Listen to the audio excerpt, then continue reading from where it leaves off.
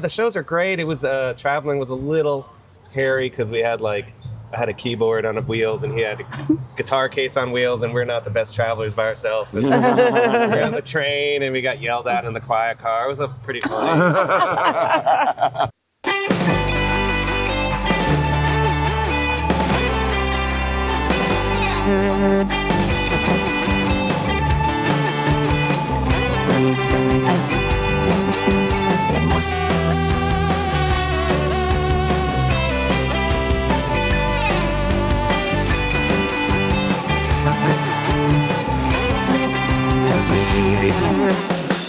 Welcome to Overeducated and Underemployed. We've got a really cool episode this week. It's from Nuci Space up in Athens, Georgia, the Heathens Homecoming Drive-By Truckers annual auction to raise money for that organization. There's a little speech from Patterson Hood in this episode. There's talks with a couple of people from Nuci Space. I interview some fans. Nancy Einhart from Mundane Mayhem. It's a Drive-By Truckers publication. And then stay tuned to the very end because Jay Gonzalez joins us, comes back on the pod, and talks about Nuci Space, his European tour, and why he'll never leave Athens. So this is a great episode. It took me a little while to put it together. There's a lot of moving parts in this one. I hope y'all enjoy it. I did have another interview with Glenn that the audio just got messed up. I could not recover it. One of the things he really emphasized, though, that I wanted to make sure that got passed on to this episode was that the Heathens Homecoming every year is just like a very come-as-you-are safe space, very, very much just like a judgment-free zone. There have been years where, people come and they're going through some stuff, and then they come and they're going through some great stuff. So it's just a really an inclusive space, and Glenn and I talked about that a lot, and I'm sorry that we couldn't get that interview on this episode. I'll talk to him next year. I think I'm going to do an episode about this event every year. So here we go. We've got interviews consecutively here, starting with Terry from Nuci Space. Thanks a lot, y'all. Make sure you hit that subscribe button.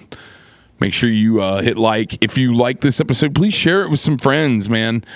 Spread the word about Nuci Space. Thanks a lot. I'm here with Terry. She's with Nuci Space. She's the communications coordinator, if I'm not mistaken. Yeah, communications and special events manager. Oh, great. We had quite the special event here at this space the other day. We didn't get a chance to catch up then, so I dropped by on my way out of town. Yep. I just want to know, just at the beginning, what is Nuci Space for everybody listening? So the basic answer is that we're a musician's resource center, but that is just a very small way to describe a lot of different things in a very big organization. So we are small in stature, but we do so many things for the community. We have multiple different programs that all seek to serve the creative and musician community in Athens. We've been open since the year 2000. We're celebrating our 25th anniversary this year, actually.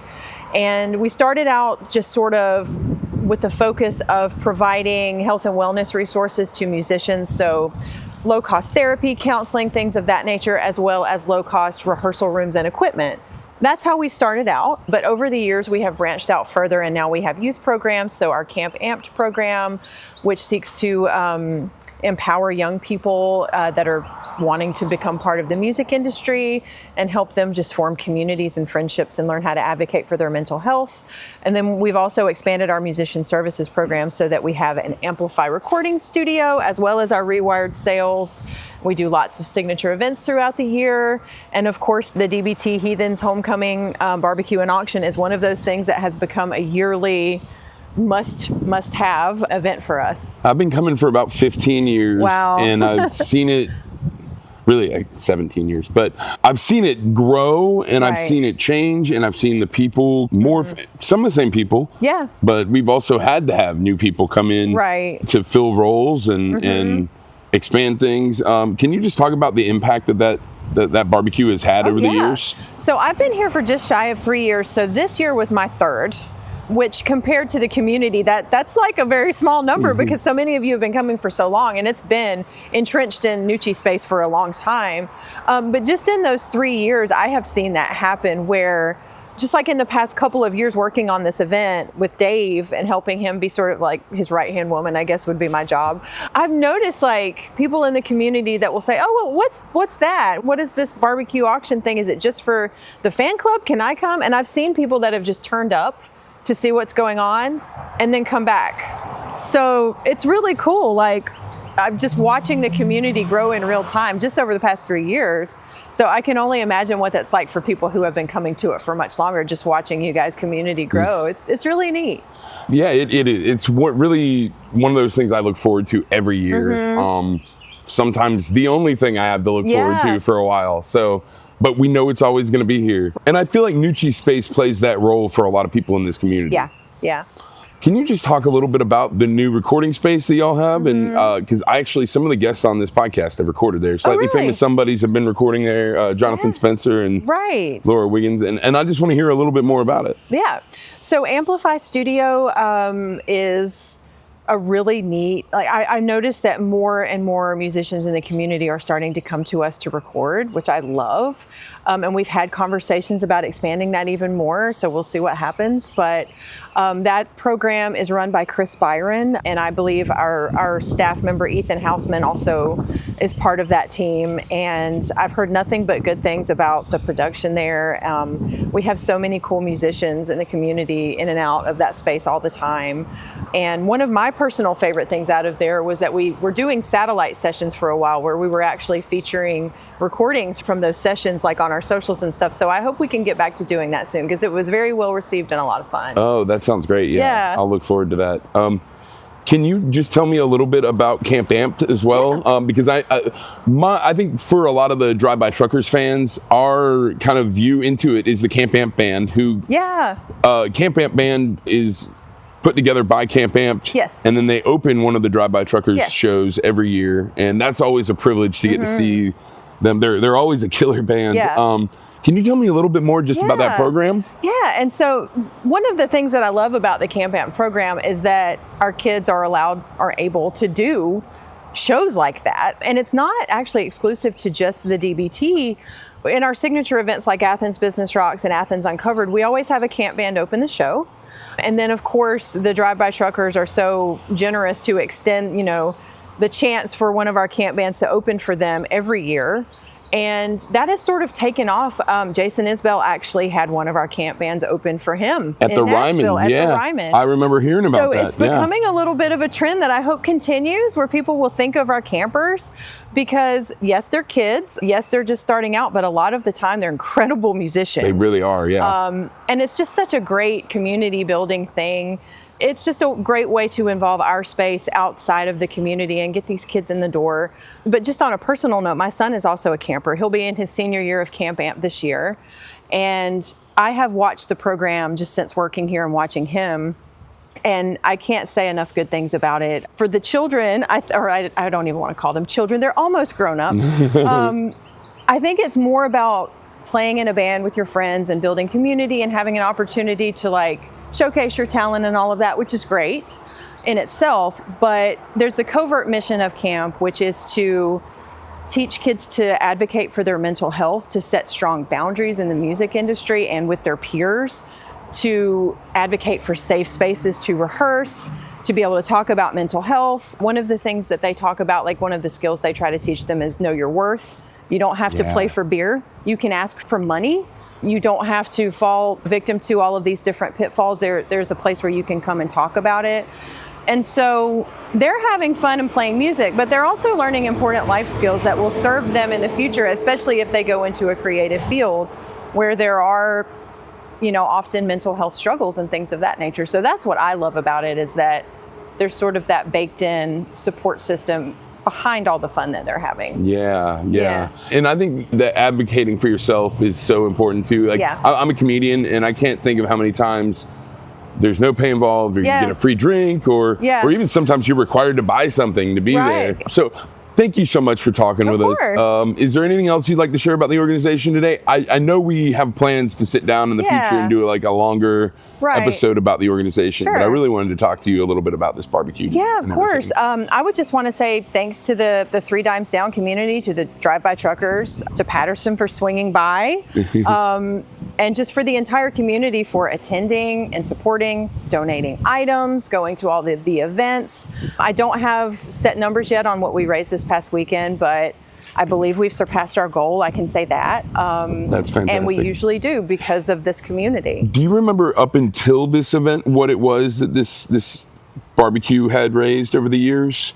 I know they said it at the event, but I did not catch it. I'm not sure cumulatively, like how much. I do know last year it was over $100,000, which just surpassed expectations. Just so wonderful.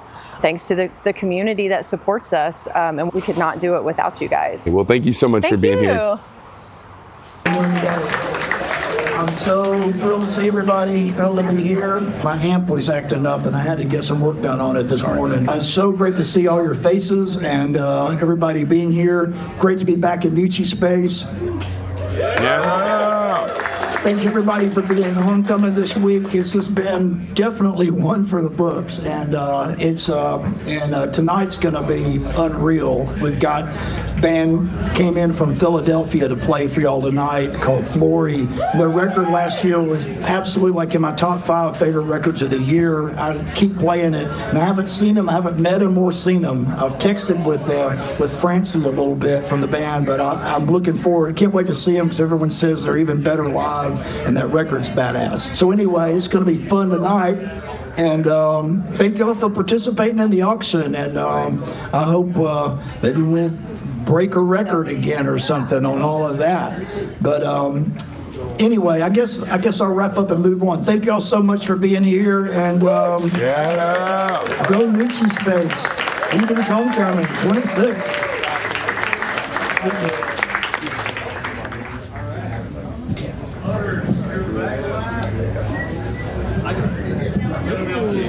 But I'm going to tell you a little bit about my life.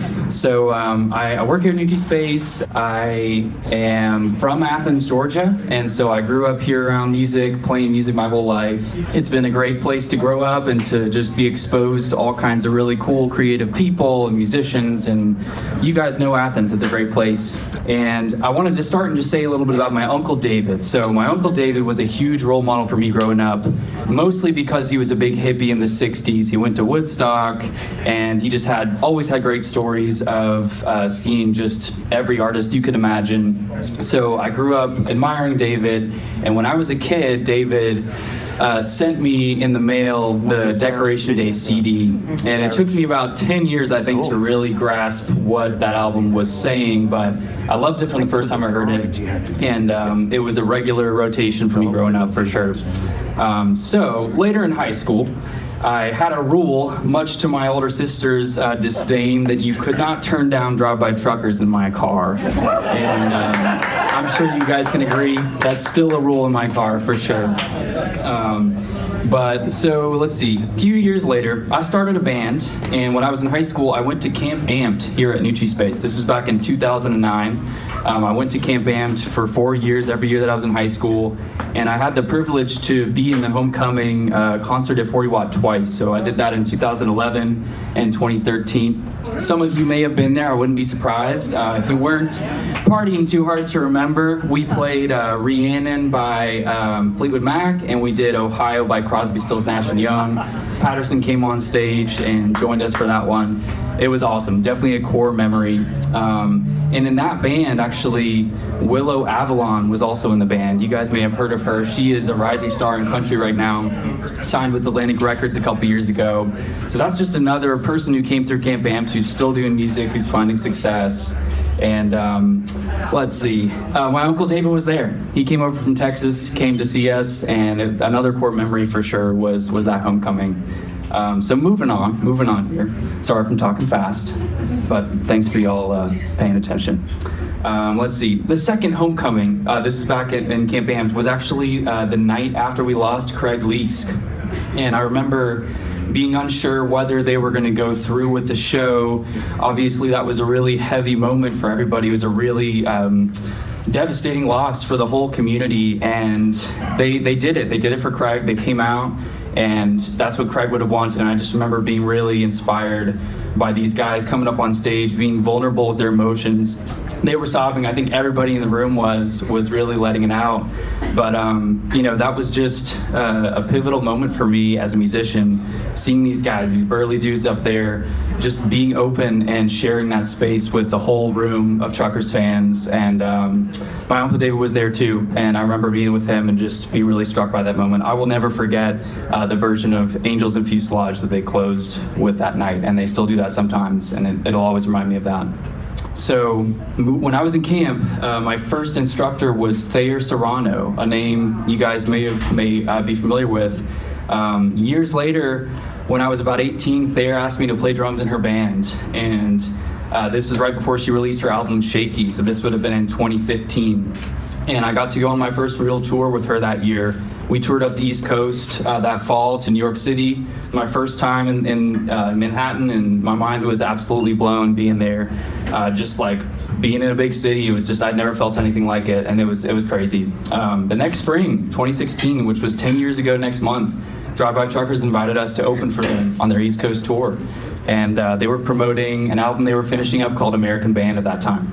And so I watched them every night of that tour. I was out there, this was back when they were still playing like 2.5, 3 hour shows. They may have cut off a little bit from that, but I don't know, they're probably still doing it. Oh, really? Tonight might be the night. It might be another 3 hour one. But I just remember being blown away by the energy they brought every single night. The crowd that they drew all over the country, it was like homecoming in every one of those towns, and it was incredible. My Uncle David came out, and he met us for 2 sold-out nights at 930 Club in DC, and that was one of the last shows he saw me play before he passed away. Another core memory for sure. Years later, I left my job at Hendershots. You guys may be familiar. It's a venue, coffee shop, bar in town. I worked there for 10 years, or over 10 years. I started working in high school as a door guy, started bartending, eventually was the general manager for a few years, and I got burnt out working behind the bar, staying up late, mopping that place every night. And my mental health was struggling, to be fair. And there was a job opening here at Nuci Space, and I came over here, felt like home. It was always home, and I've been here ever since. And I've just been trying to give back a little bit of what I've received from this space and this community. I've been very lucky to grow up here, and just extremely fortunate in all the opportunities I've had in my life, to say the very least. But throughout all of that, I've struggled with my mental health. And I think it just goes to show how important this space is and the mission of Nuci Space. If I hadn't had it, I don't know where I would have been. A lot of my musician friends and family I met through Nuci Space and the opportunities I've had. So it just goes to show how important the mission is and what we do here at Nuci Space. I now teach at Camp Amped when I can. I work in facilities and operations here. I just recently started doing some marketing work at Nuci Space, and I'm not planning on leaving anytime soon, that's for sure. Just this month, I've started a band.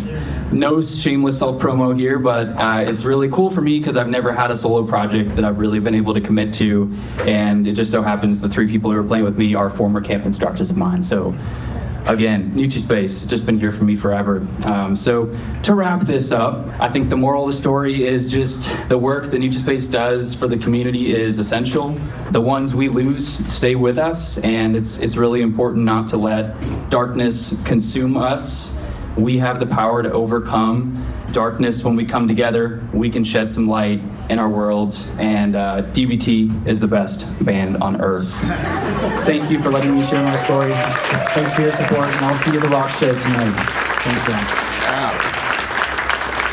I'm here with Courtney. Courtney is the Facebook group moderator and admin, but also organizes tons of aspects of this homecoming weekend that we have every year, including this auction that we're covering in this episode. And I just wanted to talk to Courtney a little bit and get an overview of what the event is about and all of the different moving parts. Hi, Courtney. Hi. Here I am. Thank you for being here. Sorry we didn't get to talk at the event. It was so crazy, and you had particularly crazy things going on. I did. Which I only point out because despite all of that, you still were there for the community, which was amazing and like unnecessary. Like, like nobody would expect that of you, but it was also just like it was amazing to see somebody juggle so many important things to them at once and do it successfully. So I'm proud of you. I appreciate that. It's because it's my only hobby. And so there is that. And to that point, I feel that the community and Nuci's has given me so much and given me such a purpose that there was nowhere that I would rather be when I'm having a really hard time anyway. So I've had some homecomings where I was going through some really rough stuff, and I'm not really sure what would have happened if I didn't have those people at that time. It was really, it was like it happened then because I was going to have the support system to help me kind of get through it. Exactly. So let's back up for a second. What is Heathens Homecoming? Drive-By Truckers Heathens Homecoming. What is the Nuci Space Auction? We've had Terry on. She told us a lot about the organization itself, but I want to talk specifically about this event. Sure. Okay, so Heathens Homecoming predates my involvement, obviously, as does the auction. But it's basically when our music community comes together for what is now 4 nights and sometimes more of hanging out and obviously seeing the Drive-By Truckers play. Of course, that's why we're there. But it has really become more of just like a huge community event, like it's a homecoming. We're all coming together. This is when we get to see the people who get us, where we can be ourselves, and I don't know, there's something unique about our community.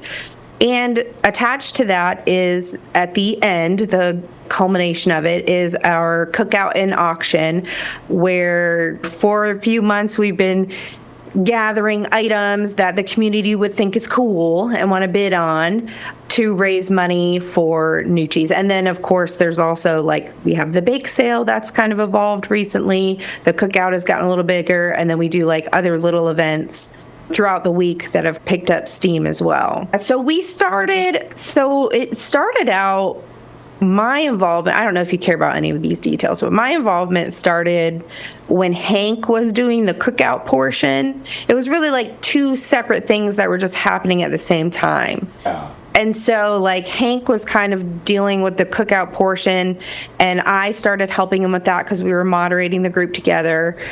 And then he kind of stepped out to start doing some other projects, and then, of course, he very rudely left this earthly plane. Yeah, so it was really inconsiderate of him. It was. I did not. He left me all by myself. You miss him a lot. Hank Matthews was a wonderful person, and I just shout out to him. Yeah, I miss Hank so much. I hope that he's really proud and excited of, like, the evolution of what we've built on the back of what he's doing. So, like, yeah, we used to do, like, a chili cook-off, and then that was hard to do, so we decided to do, like a baking competition, and that's where the bake sale was born. One of the things that I think is so amazing over the years is, it used to be that everybody would have to just bring something, and then over the years, like, Airbnb has become a thing over the last 25 years. So, like, now a lot of people get Airbnbs. They have a full kitchen. They can actually bake something there in Athens. Yes. So there's just a lot. I think there's a lot of things that have made it a little bit easier for our community to do these things too. Why do you think Nuci's and the Drive-By Truckers have such a congruent kind of message? What do you see in that? Do you see, like, a connection there directly, or? Aside from, like, the actual connections that they have with Nuci Space. I mean, like, the philosophical connections. Yeah. To me, so I would say, the Drive-By Trucker saved my life. And then Nuci's has saved the lives of the Drive-By Truckers in no, like, metaphorical terms. Like, that's true. That's true of me, and that's true of the members. It's true for and yeah, and I think that, like, with our community, I don't know what, like, drug is in this band. They're just, like, solid, good people who, like, are very vocal about, especially Patterson, like, their beliefs and where they stand in the world, and creating this safe place that people who struggle and who I think most of our community is neurodivergent, struggle to find a place to fit in, struggle with anxiety and depression and mental illness. We were all found each other, and Nuci Space serves in a professional capacity to those needs. And then Drive-By Truckers and Nuci's serve to the community aspect of those needs. So it feels natural that they're connected in that way. It almost feels like they're like the musical manifestation of what Nuci's is. For sure. In a lot of ways. So what are some of the biggest challenges that you think you've, aside from like the ones we've talked about this week and this year, but what are some of the challenges that you've had to figure out over the last few years? And, you know, and I mean, I'd love a success story of something that you know, maybe a problem that you were struggling to fix, and then all of a sudden now it's no longer a problem because you fixed it. It's hard to say because, so my background is in events. And so to me, there's always going to be something that comes up, whether that's in the planning or in the execution. And I'm so used to just, not to like brag on myself, but I'm so used to just like problem solving in that moment that I'm never like, oh my gosh, we overcame this huge problem. Because to me, it's like it presents itself. It's just part of the natural progression of things. So I can't really name like a specific thing that occurred that we've had to overcome. Mainly it's like when the weather doesn't cooperate, really when years with weather. Yeah. So like, yeah. And last year, like, you know, we needed heaters. So the thing is that no matter what need I have had in executing this, or that my little team has had in executing this, there's always someone or something in the community that fixes it, like within seconds. There's rarely an obstacle that we can't just pretty much overcome in the moment. The main thing has always been the funding we were in the beginning kind of paying out of pocket, a group of us, to get the food going. And now I personally do not have a problem asking people to separate from their money. I love that. So I'm fine with saying like, hey, I need you to give me some money so I can buy the food for us to do this. That was the biggest thing, is like not being afraid of the ask. And I am not. Give me your money. Send me your money. I'm going to use it for a good cause.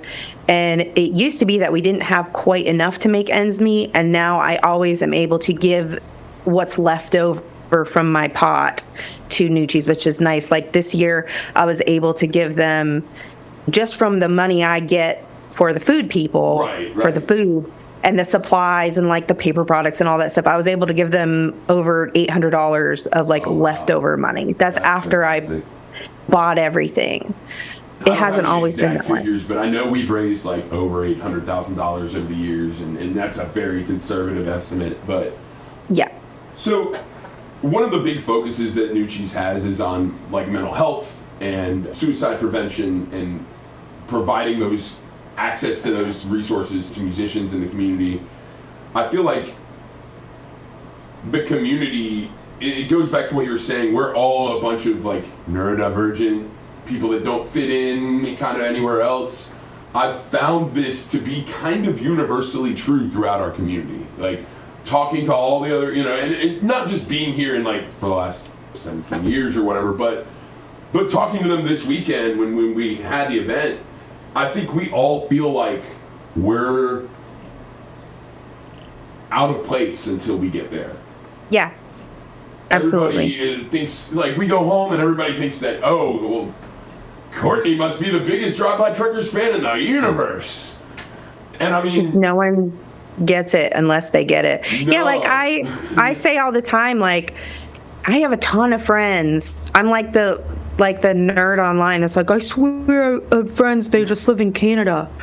Like, I have so many amazing people, and very few of them were part of my life outside of the Drive-By Truckers. Like, I truly found community here, and I think that we're all like that. And I used to joke when I was in school that I was the queen of the misfits. That's always been my role.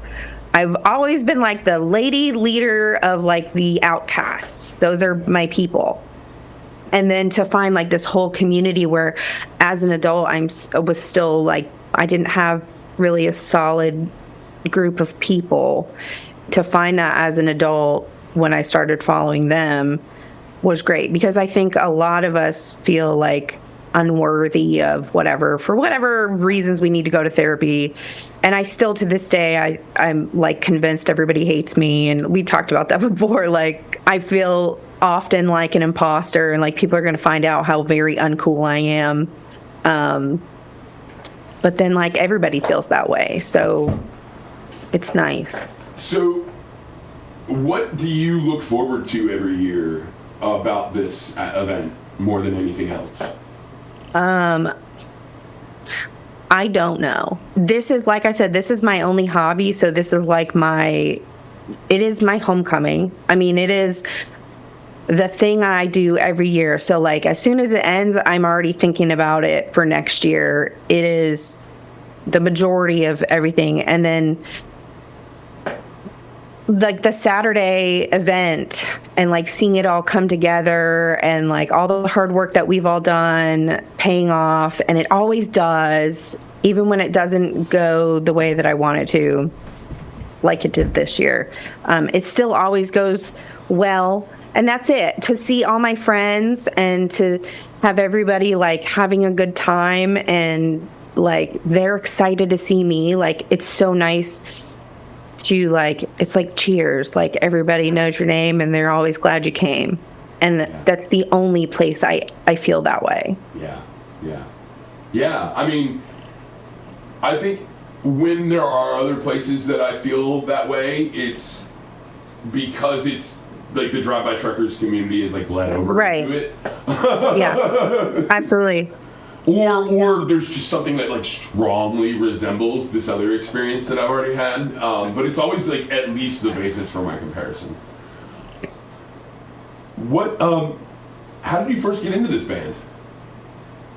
So my sweet now husband has been a fan since high school, which we graduated in 2004. And so when he and I started dating, he made me a mix CD, which is very cute and is easily the way to For the get kids me. out there, a mix CD is like a playlist, but you would put it onto a physical. But you piece put of it on a plastic. physical media that I then put in my car. So he made me that, and I was really into some of the songs. I wasn't like crazy bought in or anything, but I was like, hey, I really enjoy this.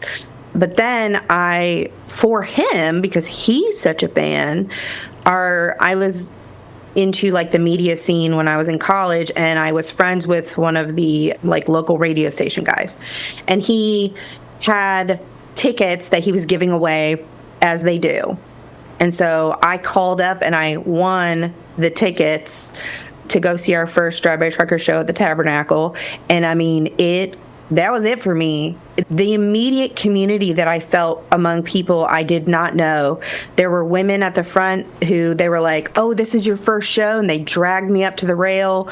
They were asking me who's my favorite. And I'm like, I don't even know who these people are. Like, I don't know. That one's cool. And I like this one's voice. I like that one's jeans, just. But from that moment on, I was like, this is amazing. And then we went to homecoming that year for the first time, and we didn't know anybody. We just kind of wandered around. We went to the Nuci space thing. There was like a seafood boil or some kind of weirdness happening. Oh, yeah. I remember. Yeah. That year. Yeah. That was either the first or the second year that we went, but we only went one day. And then we were like, we have to come back again, but we can't just do one day. And so then the next year we did 2. And then somewhere around there, I became the moderator by accident. I did not choose this life. It literally chose me. And I don't know. I'm just a joiner, and I'm a fixer, and I'm a take control kind of girl. And so if I see a need or a place I can fill in, I'm just going to do that. And it just really snowballed. And now look at what's happening. I don't know. Yeah, I mean, I think we're approaching raising $1 million for Nuci Space over the years. That's incredible. Courtney, thank you so much for joining me. Is there anything else you want to share about the event before we go? Just, I need everybody to show up next year. And also, please volunteer. And if you volunteer, then actually do it. Yeah, don't make commitments you can't keep, y'all. Please don't do that to me. Thank you so much, Courtney. I really appreciate you being here. Yeah, thank you. We're here at the annual Nuci Space Heathens Homecoming Auction. How did you first get involved with this? I decided after going to a few trucker shows that I wanted to try to go to Homecoming, and I came by myself and just saw on the Facebook group that there were events and tried to go to as many of them as I could. And Did you know anybody when you came? I did not. I knew 2 people vaguely, and I just am the kind of person that when somebody says we need help doing this, I said I didn't have anything else going on because I was by myself. So I showed up here to volunteer on my first homecoming, and now I do it every year. And by the way, this is Anna. She's been coming to Heathens Homecoming. This is your 4th year? Yeah. And one thing I've talked about on this podcast before is that this community is kind of like, the analogy for it is like how we all regenerate ourselves completely every 7 years, but we still remain ourselves. There's been elements of this community that are no longer with us for one reason or another, and then we also constantly have new people joining and keeping all of the things going that need to be going. And in fact, we raise more money every year than the year before for Nuci Space. How did you first get into the drive-by truckers? My husband was a fan for a really long time, and so he just played me their music. I can't even remember when it was at this point, but he's from the General Shoals area, and so Gotcha. He was into it because it was the sound of home, and I'm originally from Alabama, so it just played right into my interests and what I felt like the South was represented, or the South that I know. So I just got hooked. Yeah. When you first came to Homecoming and you hardly knew anybody, how quickly did you make new friends? Basically immediately. I have a friend, Emily, who was also, it was her first homecoming, and she didn't know anyone either. She came from way further away than I did, and we found each other in the crowd and just got to talking before the show started, and I think we went to breakfast the next day. But you know, the Heathens are such a welcoming group, and they look out for you. And now these are your friends year round, right? Yeah, I talk to Heathens every single day, and we go on trips together, and we just do life together. One thing that I've found when I'm like around my friends that aren't super tapped into this community is they think that I'm like super unique or like an anomaly or something like that. Have you found that experience? Yes, 100%. But then when you get here, there's like 500 other people just like us, right? Right. Yeah, it makes I don't know if I'd call it a sickness of going to shows all the time, because if that's sick, I'm pretty into it. Yeah. But it's really hard to explain to people. People don't get it. Yeah, I guess I kind of equate it to, I'll tell people it's similar to a Grateful Dead kind of following. Yeah. And that at least gives them something to reference. But no, family, friends, they all are very confused by it.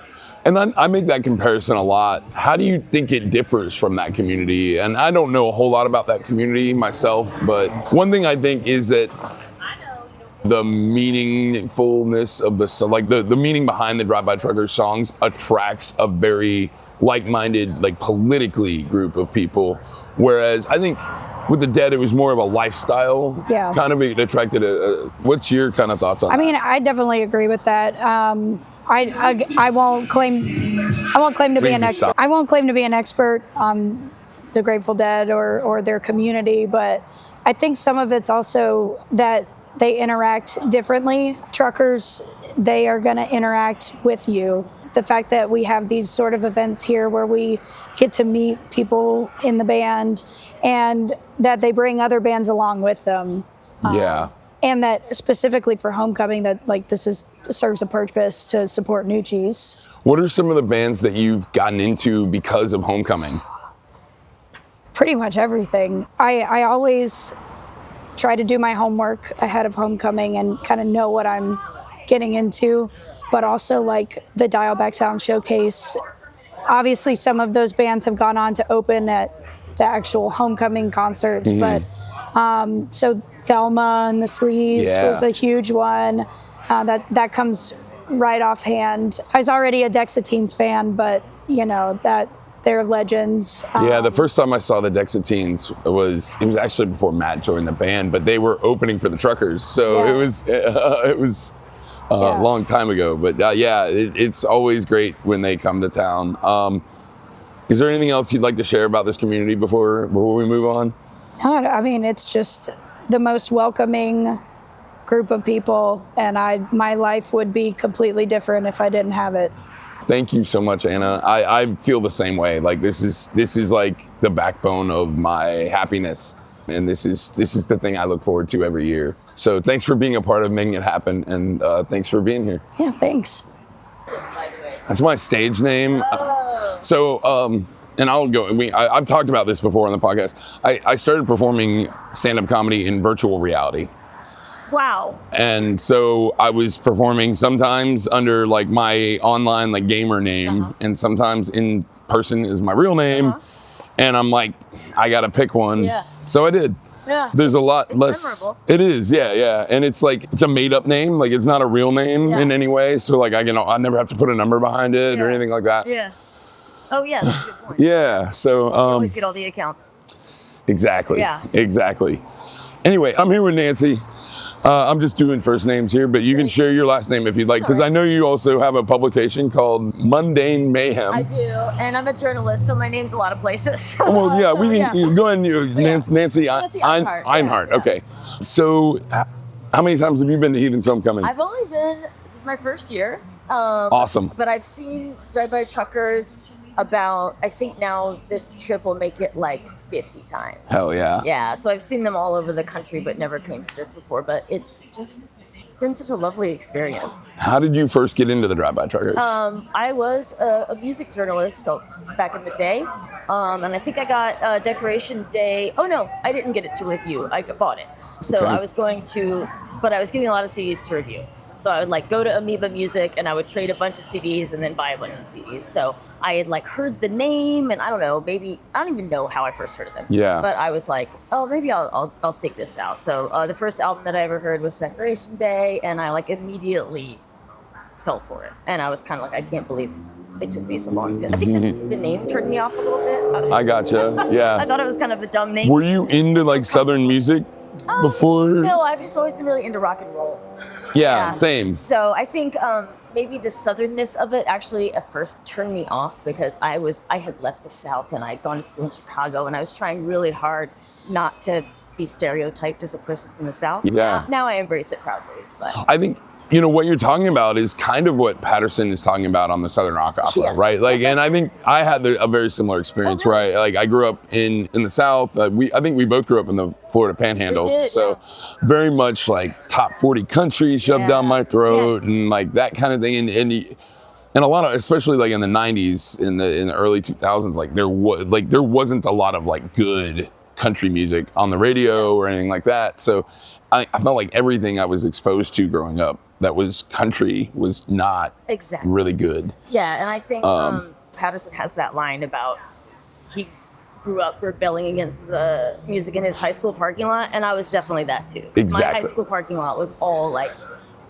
the bad country. Exactly. Yeah, no, I relate to that 100%. And I metaphorically left the South musically. Like, I just ignored like a lot of Southern music for a really long time. And it was the Northern Mississippi All-Stars and the Drive-By Truckers that like really brought me back into it. So cool. Tell me about your publication, Mundane Mayhem. Yeah, thanks. I'd love to. So Mundane Mayhem is a newsletter all about Drive-By Truckers. So Mundane Mayhem is a newsletter all about Drive-By Truckers. It comes out weekly, and I have a number of different like recurring features that I do. One is an interview with a fan, which is very popular and really fun for me. I just get to spend like half an hour a day when I could be doing other work, just talking to fans. That's really fun. And then I also do like essays about individual songs or like sort of themes that I find in their music.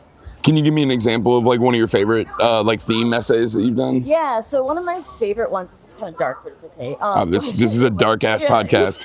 So one of my favorite ones was a personal story about my mom's grandfather who shot himself.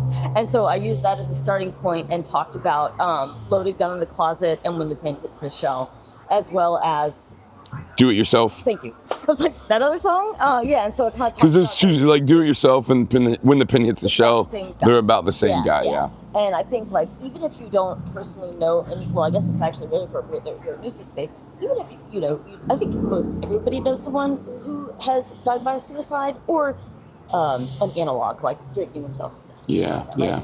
It was a really sometimes some people do it quickly, some people do it slowly. That's right. And I just always thought that both of those songs together were like such a realistic, poignant perspective on suicide, and that they both take like really opposite approaches. So, so that one was really nice, and I kind of got to explore my own like family history a little bit, and dig into that sort of storytelling, that like family storytelling, which I really enjoy. Yeah, I think sometimes they're so specific, it's universal. Yes, way to say it. Yeah.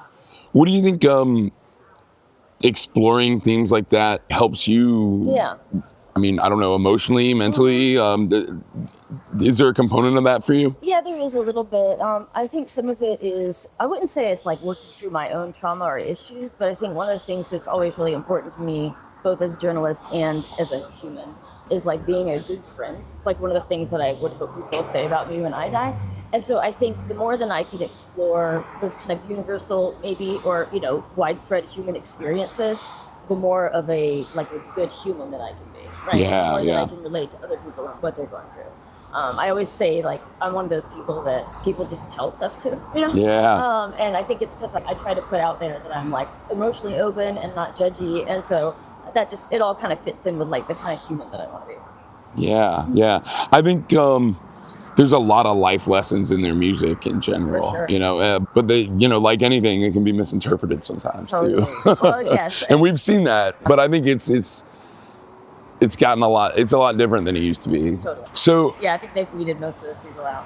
Well, they can only ignore the morals and the politics for so long. Exactly. The three guitars can only drown that shit out for so long. Exactly. Well, so what do you think of your first homecoming experience? Tell me about it.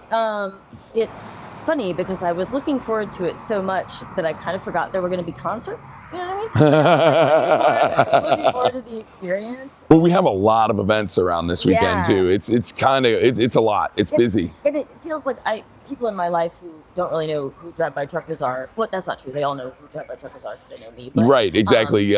We can't keep our mouths shut or something. But, we are. Our fan base is very evangelical about their music. And I'm also a big fan of the Hold Steady, and they are the same way. It's people are just obsessed, including myself. So I've been telling people who don't really know what this is that it's like a drive-by truckers music festival. Because that's the closest. Or a convention. Yeah, it's like a crossover. Yeah, it's like our Comic-Con. I've never really thought about it that way, but that's a really good analogy. Yeah. We all wear our little costumes and merch and stuff. I love that. Yeah, that's great. I think it's become more and more like that over the years too. Yeah. And I think it's one thing I like about this fan base that's been really, really evident this week is it's so open and welcoming. So yeah, people are going to have a name tag on that says, hey, I've been to 16 of these, but they're never going to be like, oh, you've only been to one. It's right. not like a judgy group. Exactly. It's very warm and inviting group. And I'm, as I've said before, I'm from the South. I am used to the politeness that is sort of inherent to the South, but the warmth and kindness that I've experienced here is different from just the Southern niceness. Well, that politeness a lot of times is it's side-eyed and horrible thing. Why would you write? Yeah, so I think my mom and I just kept saying everybody's here so nice, but it's not a fake nice. It's really nice. Yeah, so that's all felt really good. I think there's something about their music that just attracts the right kind of I think so, people too. most of the time in their Yeah. lyrics and things like that. So one thing I wanted to ask you as a music journalist, and I don't consider myself a journalist, I'm a historian, Yeah. and I do more like oral history interviews, and I don't really write much of anything about it. But I do try to remain somewhat objective. Sure. But how do you struggle with that when you're writing about like a band that you really love or something like that? It's funny because I recently interviewed this guy named Wright Thompson, who's a sports writer from Mississippi, and he's a really passionate music fan. And I was like, why did you decide to be a sports writer and not a music writer? And he's like, oh, I could never be a objective music writer. Like, I'm too passionate about music to really separate myself from it. So for me, I think partly it's like I was trained to be objective, right? And I think I've always really been drawn to the art of like a personal essay or like an as told to or these sort of storytelling. And it's been a long time. Like, I went to journalism school and I was trained to be objective, tell every side. But it's been a really long time since I think that kind of journalism works anymore. I agree. Yeah. So everyone's taking a side. So like the good people need to take a side too. And, you know, in terms of music, I think I have been able to review albums that I didn't personally really like, but I could tell that for what they were, it was doing a good job of it. Yeah. Right? And I really respect people. Like I have a couple of friends who are like really hardcore Pearl Jam fans. I'm not really a Pearl Jam fan, but I like respect their level of hardcore. Sure, yeah, I would say the same. Like not everything is for everybody, and I can sort of put myself in the shoes of other people and sort of what they are experiencing. Taylor Swift couldn't give two shits about Taylor Swift, but I do like respect the like level of fame. Is there anything else you'd like to share about this event before we wrap it up for today? I think so. I'm just glad to have met you and like glad to have met so many other cool people here. Well, I look forward to doing some collaborations with our publications in the future. So I'm here with Lorna. Lorna is a international traveling drive-by truckers fan who has been to Homecoming how many times now? 14. 14. Yeah. And you come from where? Glasgow, Scotland. We literally have people from all over the world here, all over the country, all over the world. How did you first hear about the drive-by truckers to begin with? All the way over in Scotland. It was John, my husband, who found them. He was a great Lynyrd Skynyrd fan when Southern Rock Opera came out. He thought, who is this ripping off Skynyrd? So he had to investigate. And so he originally investigated because he was concerned. Well, perhaps, yeah. But he ended up loving it. Yes. Yeah. Oh, yes. And then they did some UK tours. Oh, yeah, yeah. And that's how you first got to see them live, right? Yeah, 2002 was the first time we saw them live. Yeah. And when was your first Homecoming? 2010. Yeah, I think that was my first as well. Oh, okay. Yeah. Yeah. Yep. The Big To Do. Yes, that's right. Yeah. That's right. So. But we met you after that. Not too long after that. Yeah, not too long after that. You can come on over here, Jay. Oh, I didn't see You're all good. No, come on over here. Oh my God. Yeah. No, you're so good. I was looking over and then I saw it. I was like, God, isn't He's it? turned up. Yeah. So Jay Gonzalez has been on the podcast before. He's of course the multi-instrumentalist Swiss Army knife of the drive-by truckers. Yes. Barge And into videos. I'm so sorry. No, you're welcome. You're welcome. We're just talking about this event here at Nuci's and the auction that happens every year, and talking to some of the really hardcore fans. And one thing we talked about when you were is I felt like you kind of became like a liaison to the fans when you joined, and you've always been super open and accessible and easy to talk to, and I just so thank you. Yeah, no. I think I came into it late in the game, so you know what I mean. It's like I think I was coming in. You know, you were a fan for before I joined, but like But I think it was kind of I got to know everybody as the time went on. Yeah. I love it. Yeah. What year did you join? 2008. And I met you and John. It was like the first time I went to Europe in Scotland, which would have been 2009 or 10 maybe. Thereabouts. 2009. Maybe 9, right? Yeah. Yeah, I think. Yeah, I think 2009. Yeah. Yes. So yeah. And 2011 was the next time. the really big one, as you would say. Right. Yeah, right. that's right. Right. So yeah, no, it's I love it, and I love Nuci space, and Yeah. it's great. You know? Lorna, what are some of the things that you've taken away from this experience over the year? Like, this has become like a staple of your social life and everything, right? Yeah. How does that, like, can you even imagine your life without this weekend? No. Yeah, I can't either. Yeah. I can't either. I mean, obviously we come for the band, but it is definitely the people. To me, that's the this is the sort of the friends you guys. You know, the amount of friends, and obviously that's 8 years I've been coming myself on my own, but I know there's plenty of people that absolutely take care of me. Yeah. And you know, we all really rallied. We all really loved you and John, and I felt like the community really rallied around definitely to help you through that when John That's right. passed. Yeah. Is there anything you'd like to talk about with that at all? If not, that's fine, but Oh no, I mean he absolutely loved DBT as well, obviously. He started to get worried when I started to learn the songs and know more about them. He was like, "Nah, you're getting into this too much." He dragged you into it. But now you can't be kept away. Oh no. And tonight is my 123rd show. Oh my goodness. That's amazing. That's fantastic. That's especially like 1, 2, 3. Overseas too. I mean, that's amazing because like you guys don't play overseas that often. Very There was like a moment in I guess 2012, like 11, that we did that big tour, and then we went back a few times, and we actually like had equipment over there, staying there, and it looked like we were gonna kind of be doing it more, and then for whatever reason, you know, we just kind of stopped going back as much. COVID. Probably COVID. COVID. But even it was weird. Even like around 2015, 2016, it slowed. It was weird. And I hate, you know, I always loved going over there. But you did just go over there with Patterson. Yeah. Is there anything exciting that happened over there? Oh yeah, it was great. I mean, we got to play at this beautiful church, Union Chapel in London. Oh, you been there? Yeah. Oh Lord, it's like, I mean, it's a church, it's a chapel, and they have, you know, the huge organ and everything. But they had a piano there, and it was just beautiful. You know? That was the night we met Shan and Dave. It was Patterson, Will Johnson, and Craig Finn. Oh, really? That was when you met Sean and Dave? Yeah. That was it earlier than that? I think, no. That's 2012. Oh, I'm sure that was. I forgot that tour was that long ago. That's I know. Yeah. Wild. That's great. I was so glad to see them over there this time. Yeah. So we had a great Glasgow. time seeing, which was also Glasgow. There was another church. We were not like in the churchy part. We were was that the basement or something? Yeah. Which I kind of loved though. That was great. You know. Yeah. It used to be a church. It was. Yeah. Pretty. And I loved that show. That was awesome. Yeah. And the shows are great. It was traveling was a little hairy because we had like.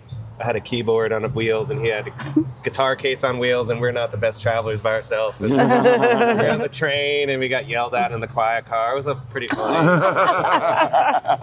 we almost missed the train sometimes. Patterson being loud, I can't imagine. It was like we were showing each other like, you know, memes and stuff, and then it was like two people at once were just like, shut up.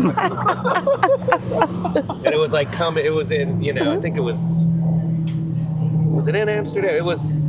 It was maybe Groningen. It was they were very serious, and it was understandable because it was early in the morning, and then we moved to another car. Like they hadn't had their coffee yet. And then we talked our ear, you know, talk to our heart's content. But I get it. But yeah, it was a great time. Yeah, I loved it. I like doing that because it's very much his show, but it's like almost like a cabaret kind of thing. You know, he can kind of just do whatever and sort of. I love it. You know, it's great. Yeah. You know. So the last thing I wanted to ask you, Jay, you've been in the Athens music community for a very long time, and this whole weekend is about Nuci Space. Can you talk a little bit about what Nuci Space has done for the Athens music community and yeah, even I mean, for I you can't personally? really. It's almost unquantifiable. You know, I don't think it's a real word, but they have done so much since, you know, I moved here right before it started, about a year before, and the thing was, at first, you know, there was nothing like it, and we didn't know what it was, and really didn't know anything about it in any other city or anything like that. You know, I know there was maybe something previous in Austin or something, but it was initially we were all excited because there were practice spaces for cheap, you know, for Yeah. and so that, and it was a kind of a genius move of bringing people into the fold, you know, Yeah. because I think I would have taken a lot longer to kind of realize how great it was and to get involved, because I've never been like going to community stuff. I've always kind of just been a homebody, and then, you know, the playing your band and you do the thing, but it was like we started practicing here, and then you see what there's, you know, before I had insurance, you can get, there were doctors, dentists, and then therapy, and you know, it's great. it's amazing. It's you know? amazing. And then about 4 or 5 years into it is when I started realizing it, and how great it was, and then joining the band, obviously it sort of stepped it up with performing and doing these and everything. But and it's also like people I just, you know, Bob Sleppy played in a band called Michael, and I played his band Love App when we first moved here, so I knew him before it even, you know, and so someone like that, sort of along with Linda running it. And Do you just think this over the years. Do you think this is your forever home here? Yeah. Oh, yeah. Yeah. Yeah. We're not. We actually, funnily enough, we're talking about it. Me and Katie. We live in Forest Heights, a neighborhood. It's really a cool neighborhood. Like not cool like a hip neighborhood, but like a nice. I don't know. It's just it's where townies go to retire. It's like affordable and really nice and Quiet. And so you know. Yeah, and that's so what you we're want. there for, you know. I don't want to go anywhere, you know. And people always ask me, and I'm always. You know, I'm often stuck for answers like, "What's your favorite album?" What's your, like yesterday when they asked Sloan and me about like, what power pop bands do you suggest? And we both looked at each other. Before the interview, we were like both like, "Oh, I can never answer that question. I go blank." And I know Patterson does too. And so that's how I feel like when they're like, "Where in the world you've been all these places?" And it's crazy. I mean, there've been amazing places, but there's never been a place where I'm like, oh, this is where, you know, Katie, we got to move here. We're just like, I feel like it's like been home for so long, and it's kind of, it's almost like engineered for what I do, you know. Yeah, that's right. It's not too big. It's not, I couldn't do a big city for any long period of time. I gotta say, I feel the same way about this. Yeah, city. And I've been a lot of places. I haven't traveled nearly as much as either of you, but I've never been to a city that's quite like this. That's right. You just feel at home when you come. Yeah, it's very much, and I think it's something about the whole. I think like the college, the university, the combination of the university, like, and people, you know, bands coming through and then leaving, and honestly, people just come back. It's funny when people like move away. There's always that like, all right, good luck with everything. We'll see you in 20 years or you know, 10 years or 5 years. And honestly, I probably have like 4 or 5 friends who have left and moved back. You know. No, it's a great place. You know? And certainly, I've had my ups and downs over the years. Like before, I was in the truckers and was sort of struggling to make a living and do everything here. We talked a lot about that, like delivering flowers and stuff like that. Yeah. Well, the thing about the other night, which was getting the key, which was really sweet but strange. But Katie said I look like my wife. Katie said I look like I was being scolded up there, and it's awkward and weird, you know. I was like looking at it, I could see, like, I swore I saw like some of my friends at the bar from way back, like just, you know, and I'm like, oh no, you know, what are you doing with this? But having said that, it was but the mayor, Kelly, I knew, was one of the first people I met when I moved here. I delivered pizza at Pizza Hut with him. And then we re-met right before he became mayor. I had lunch with him. He's like, I don't know if you remember me, but I used to deliver, and I was like, God, you know, it was really sweet. You know? He was like, and we were backstage. It was just like, I don't know. There's been a lot of those moments this weekend where it's like been this like, you know, for whatever reason, this one in particular, this homecoming is like, we were just like, oh, this feels so good about, the fact that we kind of stayed here and stuck it out. That's right. And then playing with last night with my friends the Lanes, who I played with in various bands for years, and some of my oldest friends and closest friends in the world. So that was like. And also, like, and we don't get to see you play bass very often. No, I never. That's pretty cool. Because I know. I mean, I used to in the '90s, but I haven't really ever since. And so it was nice. And, seeing Matt kind of Lane get up there and play and giving them their due, which is awesome. You know, it was really lovely because they were the kind of band. Patterson. It was the same thing. It was about a year later for me, but. Meeting them and getting involved with that scene, it was like these, you know, they were kids, you know. And I mean, I was a few years older than him. It seemed Yeah, like kids. yeah. He was like 10 years older. He was like, oh my God. But they were teenagers Oh. playing here. They moved here when they were like 19 or something, and Wow. and just were the best band immediately, you know. So Yeah. anyway, Good. it was Good. so much fun, and Yeah. and then I was struggling toward the end of the night, but I'm glad I kind of kept it together. Oh, it was. I mean, y'all played 30 songs last night. So I I think it was World of Hurt. I'm like, well, okay, made it, and I'm playing it, and then we end. and Yeah. Patterson looks at Cooley, and I'm like, oh no. I mean, again, I love it, and I'd rather be nowhere in the world doing it. Yeah. And I was just like, and I was like, I don't know if I could. And I just like, he starts playing guitar, man, and I was like, grabbed the guitar, like, ran up and started singing, Another one. You know? And then it's like, then it's I just know. adrenaline, you know. Yeah. When everyone got up there, it's like, I think we're running on adrenaline No, at I'm that point sure. too. I know it's not, you know. Definitely. And honestly, it's like at least I get to sit down a lot, you know, playing keyboards. I can like if I was just playing guitar or standing on the concrete floor, you know. Yeah. Other things. So. I know Lorna needs to check on her auction. No, and I items. need to. Oh, that's So, okay. but no, I really appreciate you dropping in, man. Thanks for coming by. Yeah. Then just wanted to show y'all some of the artwork and all the things for sale at the Nuci's homecoming auction. Check it out. Amazing stuff. There's links in the description to donate to their organization. I'll see you guys at P-Funk Fest next weekend.